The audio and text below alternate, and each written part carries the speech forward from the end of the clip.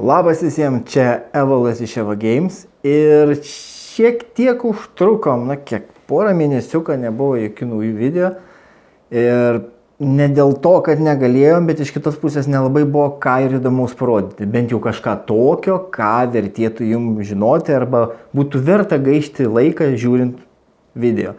Ir šį kartą atsirado tema AMD vėl prisižaidė, vėl pakeitė savo procesorių numeraciją ir šiandien aš jums papasakosiu, kas įvyko, į ką atkreipti dėmesį ir kodėl tai turėtų būti svarbu.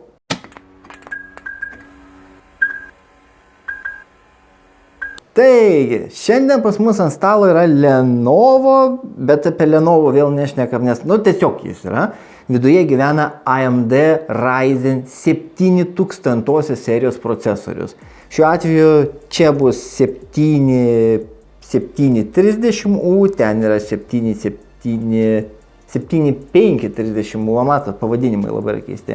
Ir toks keistas pavadinimas 7530, 7730 ir tada jūs tokie, Esmė, kad Ryzen 7 jūs pagalvosite. Ir taip, Ryzen 7, kadangi šiuo metu yra 7 bangos ir Ryzen 7 yra pats naujausias, tai tikriausiai jis geriausias.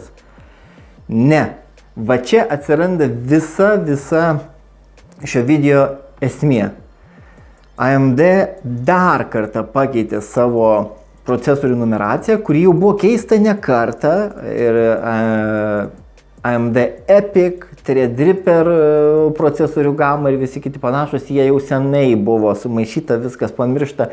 Ir aišku, Intelis ne kartą šitą nesąmonę daręs. Bet šį kartą AMD padarė labai įdomi. Jūs galvotumėt, kad tai yra 7 kartos Ryzen procesorius. Bent jau aš taip galvočiau. 7 karta, tai ką reiškia? Naujausias, išleistas šių metų pradžioje. Tai taip, jis yra naujausias. Tai tikriausiai jis turi DDR5? Ne.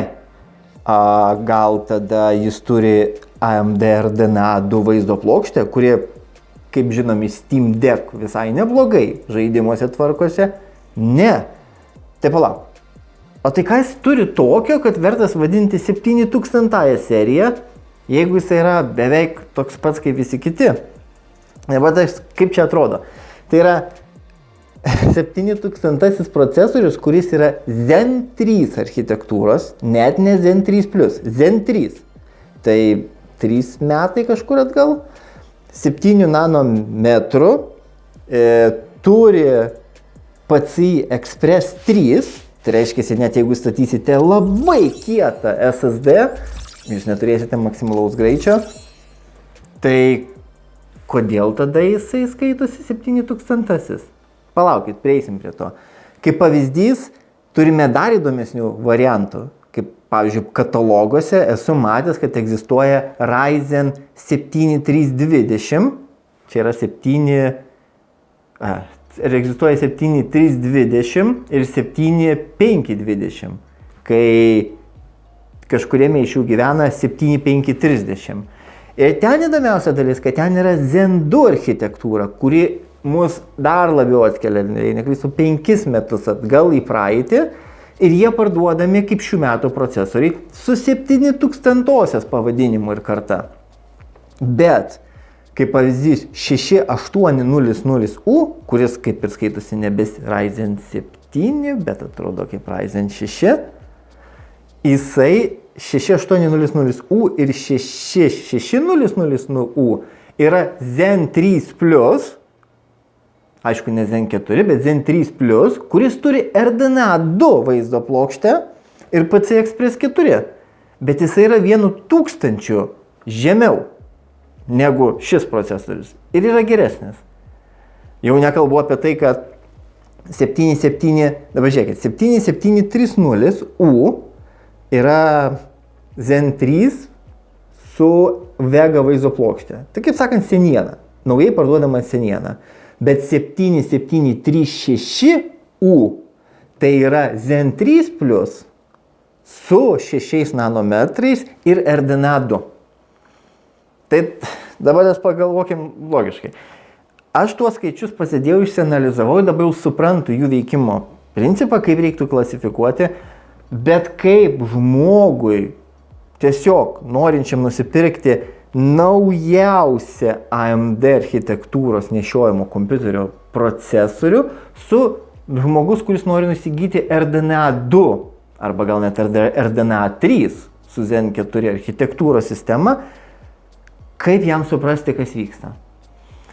AMD atsakymas yra paprastas. Jie nuo šių metų pradėjo mobilius procesorius, bet vėl pagalvokit, desktopiniai procesoriai nesiskaito.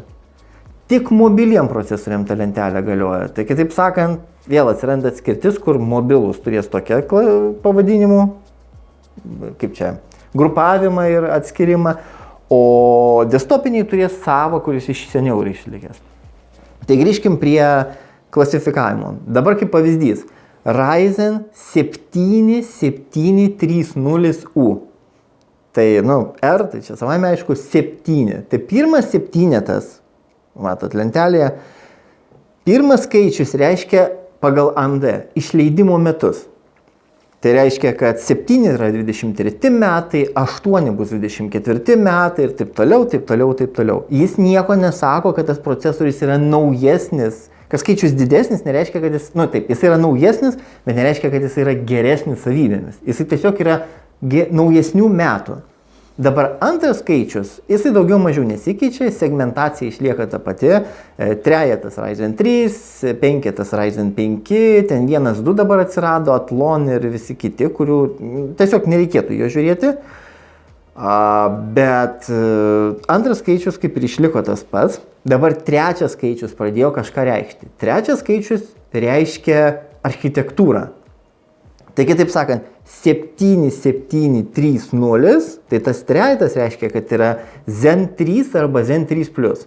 7720, tokia nėra, 7520, tarkim, reiškia, kad yra Zen 2. Iš viso Mesopotamijos ar paleolito laikų architektūra. Bet jeigu bus 7740U, tai reikš, kad tai yra Zen 4. Tai va, prieš paskutinis skaičius konkrečiai neraidė, reiškia architektūrą. Ir dabar dar atsirado ir paskutinis skaičius, kuris kažką reiškia. Ir kaip jie nurodė, kad yra nuliukas, tai yra low specifikacijos, šešetas, tai reiškia high-end, penketas high-end specifikacijos. Nors dabar katalogė gali įsigyti 7736U, kuris kaip ir atsiranda šešetas, kuris lentelėje, kaip matot, neįrašytas. Bet šešetas reiškia, kad tai yra RDNA 2, 6 nanometrai, tai visi dalykai, kur jau, taip, ar vadinkim, DDR5 aukštesnė specifikacija. Tai tas paskutinis skaičius reiškia, jeigu 0, tai turit bazę, tikėtina net PCI Express 3 šiuo atveju. Jeigu 1, 2, 3 ir taip toliau, kuo didesnis, tuo daugiau turėsite papildomų specifikacijų, kurios dar vėlgi, gal koks nors pro specifikacijos ar kažkokie papildomi instrukcijos prisidės visam šitam reikalė. Tai va, dabar kiekvienas skaičius kažką reiškia. Todėl jūs eidami pirkti savo AMD nešiojimo kompiuterio, jūs realiai turite pasiimti šią lentelę ir suradę modelį, kuris jums patinka pagal kainą, išvaizdą, ekraną, galbūt touchpadą ir kitus visus dalykus, jūs dar turite žiūrėti į lentelę, ar nenusipirksite, ta žodis, kurio negalėčiau dabar sakyti.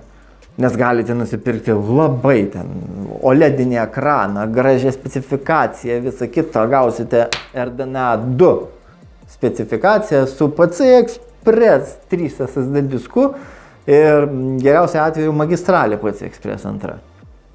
Tai apie ką kalba yra, kad AMD vėl padarė šitą nesąmonę. Ir taip ir Intelis yra tą dalyką daręs, bet iš Intelio, kai Intelis ne vienus metus 14 nanometrų pliusiukus deda ir staiga sugalvoja pakeisti savo pavadinimų sistemą, tai tu taip kaip ir nesitikė, kad kažkaip ir kitaip galėtų būti. Bet kai AMD tokią nesąmonę sugalvoja padaryti,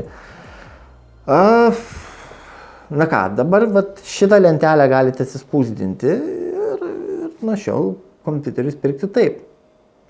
Nes aš irgi, iš pat pradžių neparesearčinau, tiesiog žinau, kad reikia va tokio stiliaus ThinkBook'o, tai yra skirta įmoniai, jie visi naudoja tokį stilių, tokią klaviatūrą, biosai visą kitą automatizuota kiek įmanoma ir tiesiog tai yra tiesiog naujas refreshas ir reikėjo jį pirkti, tai šitoje vietoje buvo Ryzen 5000, Ryzen 7000 ir aš toks, Ryzen 7000 turbūt bus geresnis. Rezultate, taip, tai nėra, kaip čia pasakyti, kiekvienas refreshas prideda porą procentų to vadinamo greičio performance. Tai yra normalu. Lygiai taip pat 7730U, nors yra beveik identiškas viskuo 5700U procesoriui, jie beveik identiški. Šis vis tiek performina kokiais 5-6 procentais greičiau, nes tai yra naujesnis iškeptas tiek firmware'as, tiek technologijos, galbūt vienas kitas MHz pakeltas turbo arba base dažnis ir tai sudaro to papildomo priedo, bet pavyzdžiui turint 4.7 arba 4.800U procesorių, kuris yra 2-3 metai atgal, sakyti, dabar aš upgradeinu į 7730. Ne. Jūs neupgradeinat, jūs principė tiesiog gausite tą patį daiktą, tik tai su didesniu performansu. Ir čia buvo video anksčiau, kur aš 4600U ir 5500U juokiausi, kad jie tiesiog rebrandino tą patį procesorių. Tai čia važiuojam tą pačią linkmę, kad mes kalbam, kad principė vėl tie patys rebrandinimai yra. Tai net ir kalbant performanso prasme, 7730U lyginant, pavyzdžiui, su 5700U procesorium, neipatingai įsišoka į viršų, kaip pavyzdys 7730 Cinebench 23 pasiekė apie 10960 taškų multicore performance. Tuo tarpu 5700U pasiekė kažkur apie 9900 netoli taškų. Tai ta paklaida mato, tokia iki 10 procentų atsiranda, nors ten yra 5000 procesorius, o čia yra 7000. Iš esmės tai yra tas pats procesorius viduje, tik tai su truputėlį kitokiu dažniu. Ir tom pačiom technikom, tom pačiom technologijom, tai yra visiškai tas pats procesorius, tiesiog užklijavom kitą etiketę ir važiuojam toliau. Tas pats ir su 7530 lyginant su 5600, panaši situacija gaunasi. Tai tarp procesorių, tarp 7730U ir 7530U paklaida irgi, jeigu palyginsim Cinebench, tai jie vieno brandolio teste abudu surinka po 1,4 maždaug 50 taškų. Tuo tarpu multicore, taip, įstas Ryzen 7 aplenkia Ryzen 5 dėl to, kad turi plus 2 papildomus brandolius. Bet vieno brandolio prasme, jie net yra principė tas pats procesorius. Realiai, čia yra tas pats procesorius kaip ir čia, tik tai viename iš jų yra 2 brandoliai išjungti. Tai matot, iki kokio lygio mes paprastėjom. Ir aš nesakau, kad AMD labai peikiu, nes, taip, AMD ten bando, sakykime, senas technologijų likučius arba veikiančių dar gamyklų sektorius, kur gamina RDNA gamina tos, kaip jisai, Zen 2, Zen 3, o čia žiūrėkit, jau gaminam ir Zen 4, bet vis dar Zen 2 gaminam, nes jos dedam į routerius, atsiranda gerai iškeptų procesorių, gal galime į kompiuterį įsidėti. Jie išnaudoja viską, ką turi ir neišmeta šiukšlių likučių. Tokiu būdu mažiau terpšiama gamta, mažiau sukeliama ekologijos problemų ir tai yra gerai. Bet tas iškomunikavimas, tai, aš sakyčiau, pirma klaida yra, jeigu nuo šių metų įvedėt naują klasifikavimą, pavadinimus naujus, tai būkit geri, jos taikykit ir nešiojamam kompiuteriam, ir desktopam, ir galbūt Emblet, tiem vadinamiem lituojamiem procesoriam. Nes dabar nešiojami kompiuteriai turi savo, desktopai turi savo, ir dabar gausis tokia situacija, kad tu turėdamas Ryzen, nežinau, kokios 5000 kartos desktopą, iš esmės tu technologiškai būsi pranašesnis už 8000 kartos laptopą, dėl to, kad papildomi skaičiukai prisirašo. Tai šitoj vietoj čia yra visiškai nesąmonė ir būkit geri prieš pirkdami, pažiūrėkite tą lentelę, pabandykit pasidėlioti, ką vis dėlto įsigysite, priešingų atveju galite įsigyti tikrai didelį, patys žinot ką. O šiaip visumoje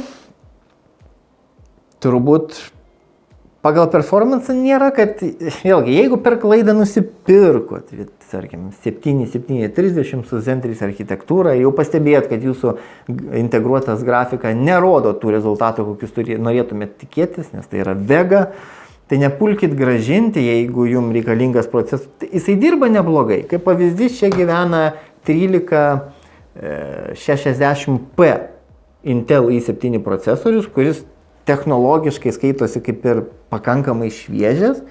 Ir šis procesorius, dabar bijau pameluoti, jisai taip, i7 surenka maždaug apie 10260 Cinebench 23 taškų, tuo tarpu Ryzen 7 surenka apie 10960. Tai vadinkim P serijos Intelis ir 7000 serijos Ryzen 7 daug maž vieną šalia kito, ką ir galima būtų tikėtis, niekada nebūna didelio atotrukio tarp jų. Tai nėra blogas procesorius, bet pavadinimai, sorry AMD, nežinau, ką reikėjo būti vartojus ar apsinuodijus, kad tokią nesąmonę sugalvoti. Ir taip man asmeniškai šitas naujas pavadinimas įvedė daugiau tikslumo. Aš dabar žinodama šios skaičius ir siūlydama žmogui prekę, aš galiu pasakyti, ko jam tikėtis. Vien pažiūrėsi skaičius. Bet neturi žmonės, tiesiog iš gatvės atėjo žmogus į parduotuvę arba į online shopą, jis neturi būti baigęs raketų mokslo ar NASA inžinierius būti tam, kad įsirinkti gerą ir naują procesorių. Taip neturėtų būti. Tai va, šiam kartui tiek, tikiuosi šiek tiek įvedžiau informacijos apie naujus pavadinimus AMD. Facebooko mūsų kanale paleisiu postą, kuriame pasistengsiu aprašyti visą naują pavadinimų klasifikavimą, kad jeigu norėtumėt detaliau pasiaiškinti, galėtumėt tai padaryti. Ir turbūt šiam kartui tiek, dar porą video laukia, tai tiesiog reikia laiko nufilmuoti. Gruodžio pabaigai vieną kitą, kaip sakant, kontentą paleisim, o toliau žiūrėsime, ką įdomaus galim sugalvoti. Tai va, tai šiam kartui tiek, buvo įdomu. Ne, meluoju, buvo neįdomu, buvo, kaip angliškai sakytų, frustrating ir iki kito karto. Ate.